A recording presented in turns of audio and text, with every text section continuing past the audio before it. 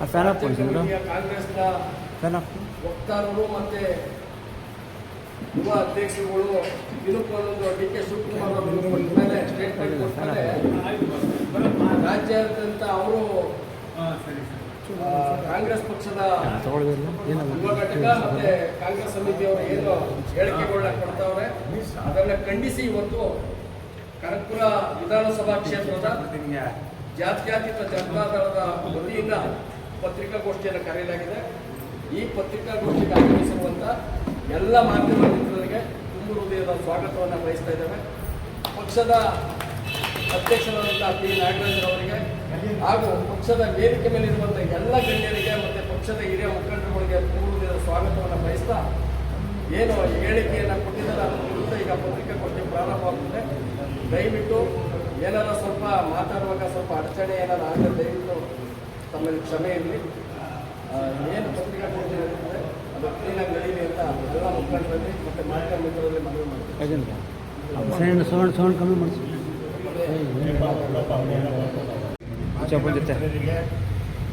ಧನ್ಯವಾದಗಳನ್ನು ತಿಳಿಸ್ತಾ ಮೊದಲನೇದಾಗಿ ನಮ್ಮ ತಾಲೂಕಿನ ಉಪಮುಖ್ಯಮಂತ್ರಿ ಡಿ ಕೆ ಶಿವಕುಮಾರ್ ಅವರು ಹೇಳಿಕೆಯನ್ನು ನೀವೆಲ್ಲ ಗಮನಿಸಿದ್ದೀರಾ. ಶಿವಕುಮಾರ್ ಅವರು 3 ವರ್ಷ ಆಯಿತು ಉಪಮುಖ್ಯಮಂತ್ರಿಯಾಗಿ. ಈ ತಾಲೂಕಿನಲ್ಲಿ ಇನ್ನೂ ಏನು ಕೆಲಸ ಕಾಮಗಾರಿಗಳು ಏನು ಆಗ್ತಾಯಿಲ್ಲ. ಅದನ್ನು ಬಿಟ್ಟು ನಿಖಿಲ್ ಕುಮಾರಸ್ವಾಮಿ ಸ್ಟೇಟಸ್ ಏನು, ಅವ್ರು ಏನು ಇದು ಮಾಡ್ತಾರೆ, ಕುಮಾರಸ್ವಾಮಿ 17 ಸೀಟ್ ಮಡಿಕೊಂಡು ಏನು ಅರಿತಾನೆ, ಈ ಬಗ್ಗೆ ಪ್ರಶ್ನೆ ಮಾಡ್ತಾ ಇದ್ದಾರೆ.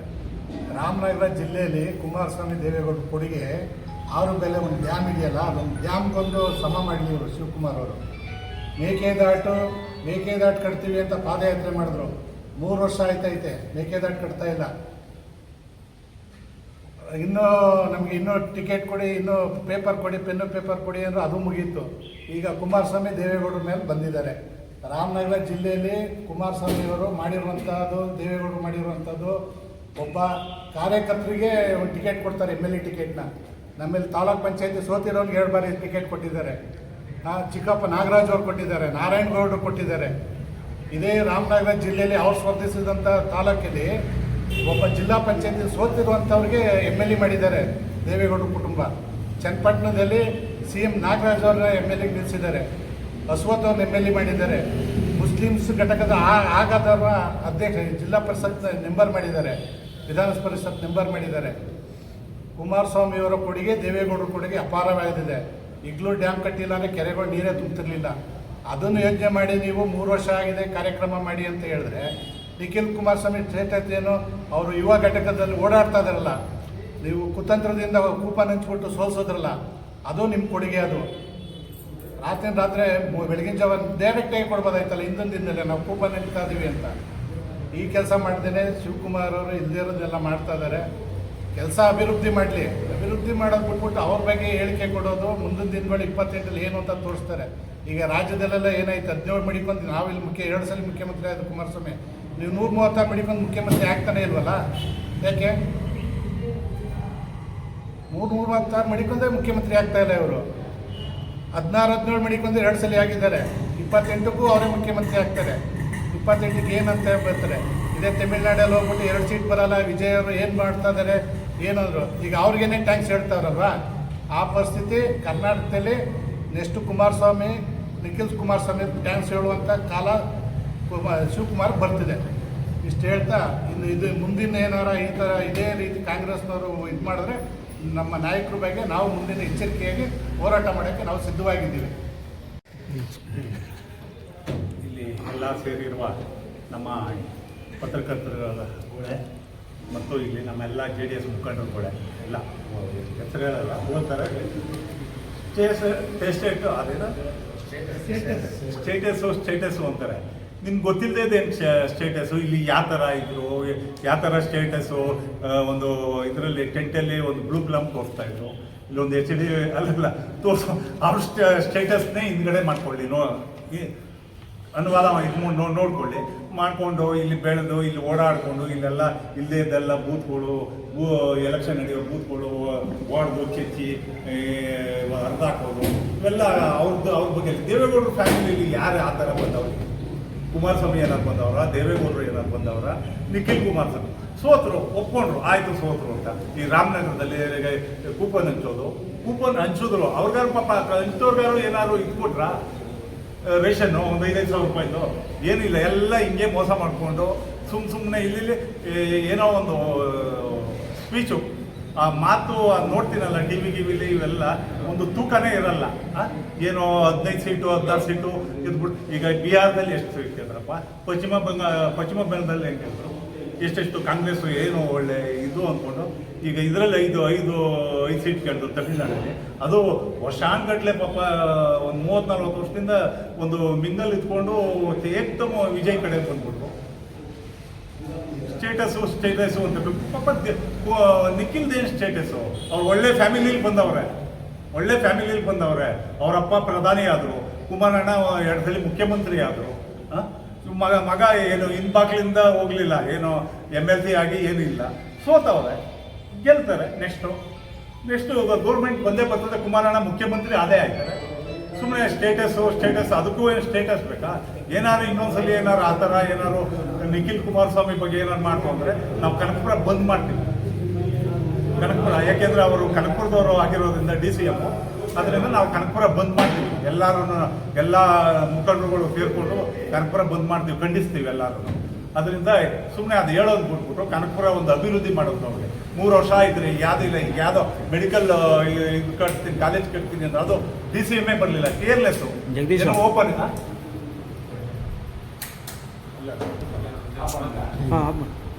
DCM ಬರಲಿಲ್ಲ. ಅದಕ್ಕೆ ಅದು ಬುದ್ಧಿ ಪೂಜೆಗೆ ಅದು ಖಂಡಿಸ್ಬೇಕು ತಾನೆ, DCM ಬರ್ಬೇಕು ತಾನೆ.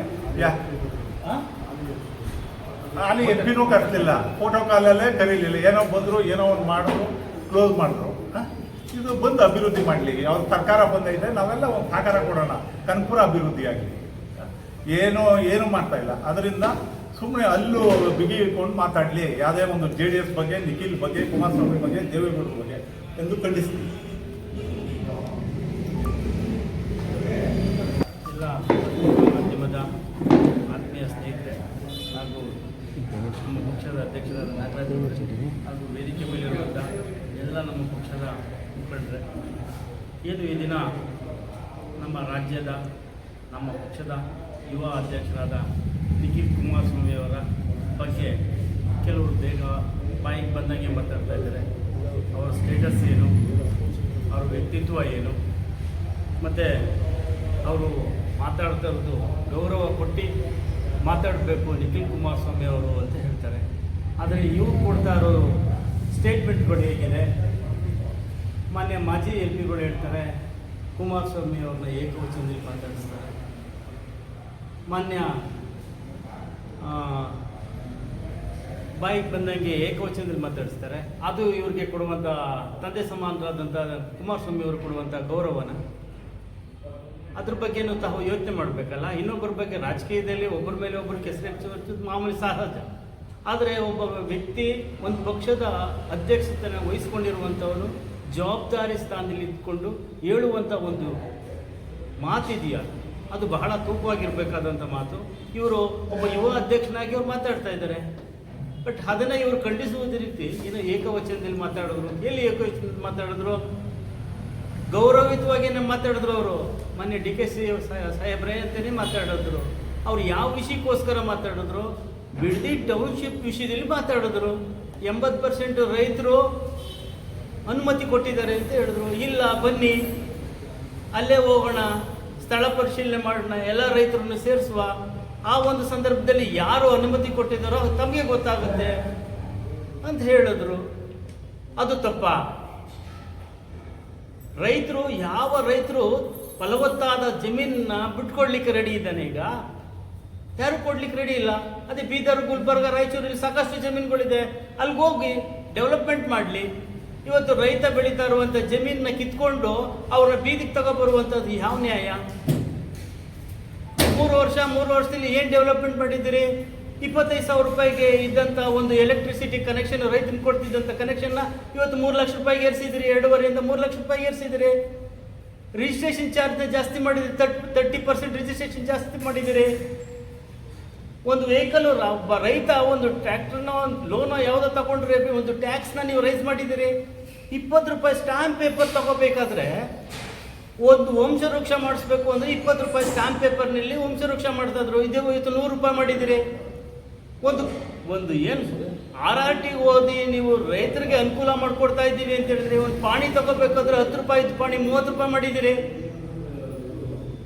ಒಂದು ಸರ್ವೆ ಸ್ಕೆಚ್ ತಗೋಬೇಕಂದ್ರೆ 1,500 ರೂಪಾಯಿ ಕೊಡಬೇಕು. ಇವತ್ತು ಒಂದು ಸರ್ವೆ ಸ್ಕೆಚ್ಗೆ ಒಂದು ತತ್ಕಾಲ್ ಪೋಡಿಗೆ ಇವತ್ತು 30,000 ರಿಂದ 50,000 ರೂಪಾಯಿ ಕೇಳ್ತಾರೆ. ಒಂದು ತತ್ಕಾಲ್ ಪೋಡಿಗೆ ನೀವು ಮಾಡಿರೋದೇನು ಡೆವಲಪ್ಮೆಂಟ್ಸು? ರೈತರಿಗೆ ಉಚಿತವಾಗಿ ವಿದ್ಯುತ್ ಕೊಡ್ತೀವಿ ಅಂತ ಇದ್ರೆ ರೈತರಿಗೆ ವಿದ್ಯುತ್ ಎಲ್ಲಿ ಕೊಡ್ತಾ ಇದ್ದೀರಿ? 3 ಫೇಸ್ ವಿದ್ಯುತ್ ಕೊಡ್ತಾ ಇದ್ದೀರಿ. ಫ್ರೀ ಬಸ್ ಪಾಸ್ ಅಂತೀರಿ, ಹೆಂಡತಿಗೆ ಬಸ್ ಪಾಸ್ ಅಂತೀರಿ, ಗಂಡದ್ರ ವಸೂಲು ಮಾಡ್ತಾ ಇದ್ದೀರಿ.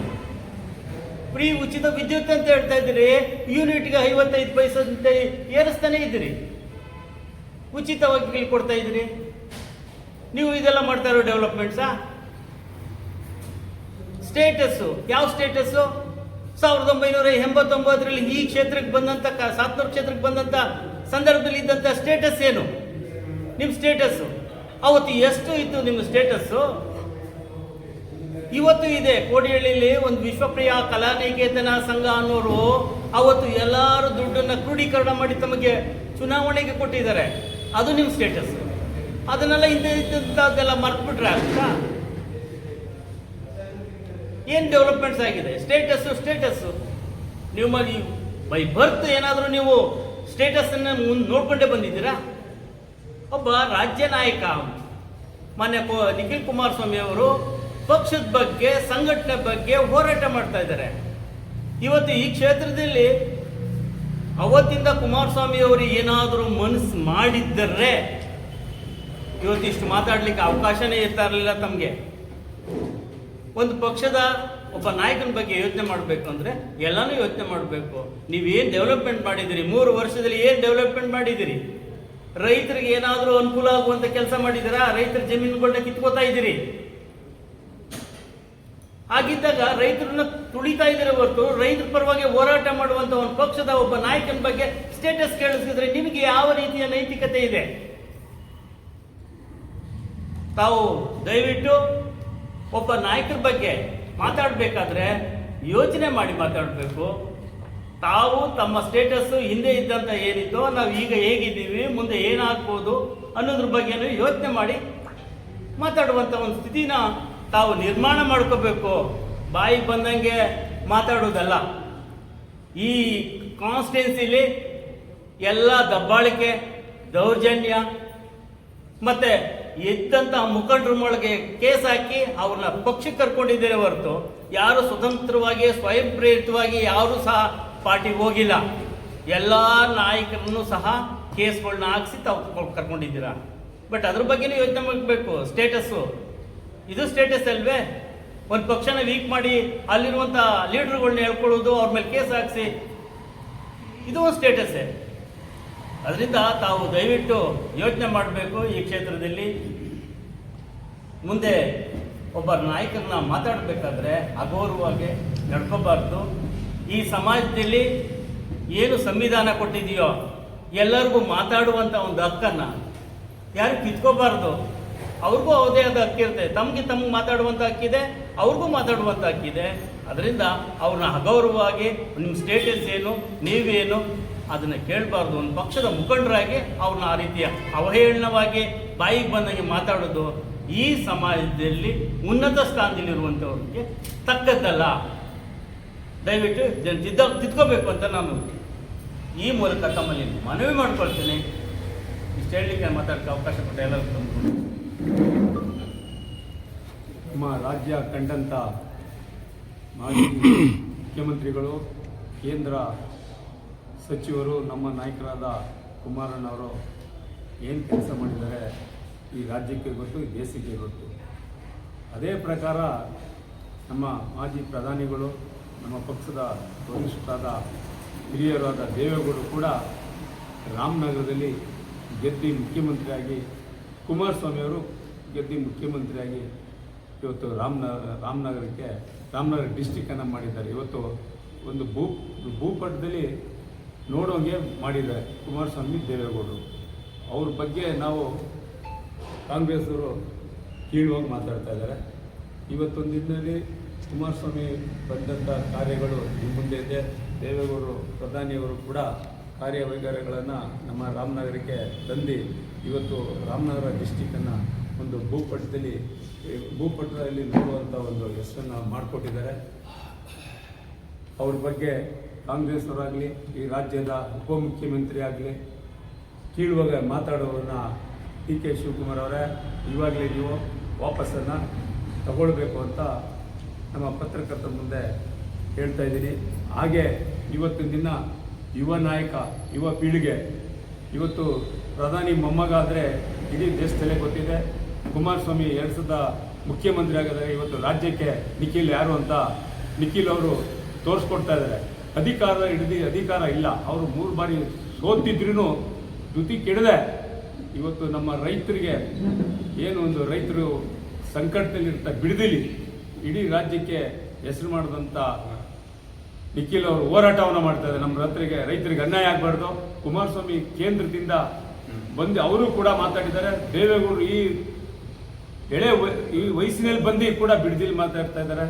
ಅವ್ರಿಗೆ ನಾಚಿಕೆ ಆಗಬೇಕು DK ಶಿವಕುಮಾರ್ ಅವರಿಗೆ, ಕಾಂಗ್ರೆಸ್ನವ್ರಿಗೆ. ಯಾಕಪ್ಪ ಅಂದರೆ ಇಂಥೇ ವಯಸ್ಸಿನಲ್ಲಿ ದೇವೇಗೌಡರು ರೈತರ ಬಗ್ಗೆ ಬಂದು ಈ ರಾಜ್ಯದ ಕನ್ನಡಿಗರ 7 ಕೋಟಿ ಕನ್ನಡಿಗರ ಬಗ್ಗೆ ಬಂದು ಇವತ್ತು ಧ್ವನಿಯನ್ನು ಎತ್ತುತ್ತಾ ಇದ್ದಾರೆ. ಇವತ್ತು ದೇವೇಗೌಡರ ಆ ವಯಸ್ಸಿನಲ್ಲಿ ನಿಜವಾಗೂ DK ಶಿವಕುಮಾರ್ ಅವರಿಗೆ ನಾಚಿಕೆ ಆಗಬೇಕು ಅಂತ ನಾವು ಹೇಳ್ತಾ ಇದ್ದೇವೆ. ಅವ್ರ ವಯಸ್ಸಿಗೆ ಗೌರವ ಕೊಡಬೇಕು. ಕುಮಾರಸ್ವಾಮಿ ಅವ್ರದ್ದು ಜೊತೆಯಲ್ಲಿ ನಾನಿದ್ದೀನಿ ಅಂತ ಹೇಳಿದ್ರೆ ಇವತ್ತು ಕಾಲೇಲಿ ಓದಿದ್ದೀನಿ ಅಂತ ಕುಮಾರಸ್ವಾಮಿ ಅವರಿಗೆ ಹೇಳ್ತಾ ಇದ್ದಾರೆ.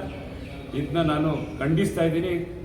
DK ಶಿವಕುಮಾರ್ ಅವರೇ, ಈ ದುರಾಂಕಾರ, ಈ ದೌಲತ್ತಿಂದನೇ ನೀವು ಹಿಂದೋಗ್ತಾ ಇದ್ದೀರಿ. ದಯವಿಟ್ಟು ಆಗಬೇಡಿ. ನೀವು ಮುಖ್ಯಮಂತ್ರಿ ಆಗಿ ಸ್ವಾಮಿ, ಈ ರಾಜ್ಯಕ್ಕೆ ನಮಗೊಂದು ಸಂತೋಷ ಇದೆ. ನೀವು ಮುಖ್ಯಮಂತ್ರಿ ಆಗದೇನೆ ಇಡೀದೊಂದು 30 ಜನ 17 ಜನ JDS ಇದ್ದಾರೆ. ಅವ್ರ ಏನು ನೀವು ಹರಿದಾಕೋದು ಏನು ಮಾಡಿದ್ದೀರಿ ಅಂತ ಏಕವಚನದಲ್ಲಿ ಬರ್ತೀರಿ. ನೀವು 135 ಜನ ನಾನು ಗೆಲ್ತೆ, ನಾನು ಮಾಡಿದೆ ಈ ರಾಜ್ಯಕ್ಕೆ, ನಾನು MLAಗಳು ಗೆಲ್ಸ್ಕೊಂಬಂದೆ ಅಂತ ನೀವು ದಿನ ಹೇಳ್ತೀರಿ. ಎಲ್ಲೇ ರಾಜ್ಯದಲ್ಲಾದ್ರೂ ನಾನು ಅಂತ. ನೀವು ಆಗಿ ಸರ್ ಮುಖ್ಯಮಂತ್ರಿ ಬೇಡ ಅಂತ ಹೇಳಲ್ಲ. ನಮಗೊಂದು ಸಂತೋಷ ಇದೆ. ನೀವು ಯಾಕೆ ದೇವೇಗೌಡರ ಬಗ್ಗೆ ಮಾತಾಡ್ತೀರಿ? ದೇವೇಗೌಡರ ಬಗ್ಗೆ ಪ್ರಧಾನಿ ಗುಜರಾತಲ್ಲಿ ದೇವೇಗೌಡರು ಇದು ಕಟ್ಟಿದ್ದಾರೆ, ಹೈದರಾಬಾದಲ್ಲಿ ಕಟ್ಟಿದ್ದಾರೆ. ಅವ್ರ ಬಗ್ಗೆ ಮಾತಾಡುವಷ್ಟು ನಿಮಗೆ ಇದಿಲ್ಲ, ನೈತಿಕತೆ ಇಲ್ಲ. ಕುಮಾರಸ್ವಾಮಿ ಬಗ್ಗೆ ನೈತಿಕತೆ ಇಲ್ಲ. ಮಾಡಿ ನೀವು. ಅವರು ಇವತ್ತು ರಾಜ್ಯದ ಇಡೀ ದೇಶದ ಕೇಂದ್ರ ಮಂತ್ರಿ ಆಗಿದ್ದಾರೆ. ನೀವು ಆಗಿ ಸ್ವಾಮಿ, ಸಂತೋಷ. ಆಗಿರೋದು ಯಾಕೆ ಹೊಟ್ಟೆ ಕಿಚ್ಚು ಪಡ್ತೀರಿ? ಇದೆಲ್ಲ ನೀವು ಬಿಡಬೇಕು. ನಿಮ್ಮ ದೌರ್ಜನ್ಯ ದರ್ಪವನ್ನು ಇಲ್ಲಿಗೆ ಬಿಟ್ಟು ಒಳ್ಳೆತನ ಉಪಯೋಗಿಸ್ಕೊಳ್ಳಿ. ಒಳ್ಳೆತನದ ನೀವು ಮುಖ್ಯಮಂತ್ರಿಯಾಗಿ ನಾವು ಬೇಡ ಅನ್ನಲ್ಲ. ಆದರೆ ನಮ್ಮ ಯುವ ಪೀಳಿಗೆಯ ನಮ್ಮ ನಿಖಿಲ್ ಅವರ ಬಗ್ಗೆ ಕೀಳಾಗಿ ಮಾತಾಡುವುದನ್ನು ಬಿಡಿ ಸ್ವಾಮಿ, ದಯವಿಟ್ಟು ಬಿಡಬೇಕು. ಇವತ್ತು ರಾಜ್ಯಕ್ಕೆ ಈ ನಿಖಿಲ್ ಅವರು ಏನು ಅಂತ ಎಲ್ಲ ರೈತ 7 ಕೋಟಿ ಜನ ಬಾಪ ಮುಂದೆ ಬಾ ಅಂತ ಇದ್ದಾರೆ. ಅದೊಂದು ಕಾಲ ಬರುತ್ತೆ, ಆವಾಗೇ ನೀವೇ ನೋಡಬೇಕಾಗುತ್ತೆ. ಇವತ್ತಿನ ದಿನ ತಮಿಳುನಾಡಲ್ಲಿ ಒಬ್ಬ ಫಿಲಮ್ಮು ಯುವಕ ಈ ರಾಜ್ಯದಲ್ಲಿ, ತಮಿಳುನಾಡು ರಾಜ್ಯದಲ್ಲಿ ನೀವು ಕೂಡ ಕಾಂಗ್ರೆಸ್ ಪರವಾಗಿ ಹೋಗಿದ್ರಿ ಅಲ್ವಾ ಸ್ವಾಮಿ? ಹೋಗಿದ್ರಿ. ಆ ಹುಡುಗ ಒಂದು ಪಾರ್ಟಿ ಕಟ್ಟಿ ಹೋರಾಟವನ್ನ ಮಾಡ್ತಾ ಇದ್ದಾನೆ. ಅವ್ನಿಗೆ ಏನು ಹೇಳ್ತೀರಿ ವಿಜಯ್ಗೆ? ನೀನು ಈ ಹುಡುಗ ಯಾರೋ ನನ್ನ ಮೊನ್ನೆ ಹುಡುಗ ಯುವಕ, ಅವನ ಕೈಲಿ ಏನಾಗುತ್ತೆ? MJR ಆಗಿ ಆಗೋಕ್ಕೆ ಹೊರಟಿದ್ದಾನೆ ಅಂತ ಹೇಳಿದ್ರಿ ಸ್ವಾಮಿ. ಇವತ್ತು ಏನಾಗಿದ್ದಾನೆ? ಮುಖ್ಯಮಂತ್ರಿ ಆಗಿದ್ದಾನೆ. ಆ ಮುಖ್ಯಮಂತ್ರಿಗೆ ನೀವು ಫೋನ್ ಮಾಡಿ ಹೇಳ್ತೀವಿ, ಅದೊಂದೇ ಸಾಕು ನಿಮ್ಗೆ, ಇನ್ನೇನು ಬೇಡ. ಇವತ್ತು ನಾಳೆ ದಿನ ನಮ್ಮ ನಿಖಿಲ್ ಅಣ್ಣವರು ಏನೇ ಮುಂದೆ ಅಧಿಕಾರದಲ್ಲಿ ಬಂದೇ ಬರ್ತಾರೆ. ಒಳ್ಳೆ ಅಧಿಕಾರ ತಗೊಳ್ತಾರೆ. ಅವರ ದೇವೇಗೌಡರ ಹೆಸರಿನಲ್ಲಿ, ಕುಮಾರಸ್ವಾಮಿ ಹೆಸರಲ್ಲಿ ಈ ರಾಜ್ಯದಲ್ಲಿ ಉದ್ದಗಲಕ್ಕೂ ನಾವು JDS ಇಂದ ಖಂಡಿತ MLAನ ಗೆಲ್ತೀವಿ. ನಿಖಿಲ್ ಗೆಲ್ತಾರೆ. ನಿಖಿಲ್ ಬಗ್ಗೆ ಇವತ್ತು ಕೇಳುವಾಗೆ ಸ್ಟೇಟಸ್ಸು ಅವನು ಸ್ಟೇಟ್ ಅಧ್ಯಕ್ಷ ಆಗಲಿ ಅವತ್ತು ಮಾಡ್ತೇನೆ ಅಂತಲ್ಲ. ಇವ್ರು ಏನಾಗಿದೆ ಸ್ವಾಮಿ? ಯೂತ್ ಅಧ್ಯಕ್ಷ ಆಗಿರ್ಲಿಲ್ವಾ? ಅವಾಗ ಸ್ಟೇಟಸ್ ಗೊತ್ತಿಲ್ವಾ? ಜಿಲ್ಲಾ ಪಂಚಾಯತ್ ಸ್ಟೇಟ್ ಆಗಿ ಅವಾಗ ಸ್ಟೇಟಸ್ ಗೊತ್ತಿಲ್ವಾ? ಬೈಕಲ್ಲಿ ಹೋಗುವ ಸ್ಟೇಟಸ್ ಗೊತ್ತಿಲ್ಲ? ಅದೆಲ್ಲ ಬಿಡ್ಬೇಕು ಸ್ವಾಮಿ ನೀವು. ನಿಖಿಲ್ ಅವರು ನಮ್ಮ ನಾಯಕರು. ನಮ್ಮ ನಿಖಿಲ್ ಅವ್ರ ಬಗ್ಗೆ ಏನಾರ ಮುಂದೆ DK ಶಿವಕುಮಾರ್ ಇದೇ ತರ ಕೇವಲ ಮಾತಾಡಿದ್ರೆ ನಮ್ಮ ಜಾತ್ಯತೀತ ನಮ್ಮ ತಾಲೂಕಿನಲ್ಲಿ ಉಗ್ರ ಹೋರಾಟವನ್ನು ಮಾಡ್ತೀವಿ ಅಂತ ತಮ್ಮ ಪತ್ರಿಕೆ ಮಿತ್ರ ಮುಂದೆ ಹೇಳಿಕೆ ಇಷ್ಟಪಡ್ತಾ ಇದ್ದೀನಿ. ಇಲ್ಲಿ ಕರೆದು 2 ಮಾತಾಡೋಕೆ ಅವಕಾಶ ಕೊಟ್ಟದೆಲ್ಲ ನಮ್ಮ JDS ಮುಖಂಡರಿಗೂ ನಮ್ಮ ಪತ್ರಕರ್ತ ಮಿತ್ರರಿಗೆ ಹೊಂದಿಸಿ ನನ್ನ 2 ಮಾತು. ಜೈ ಹಿಂದ್, ಜೈ ಕರ್ನಾಟಕ.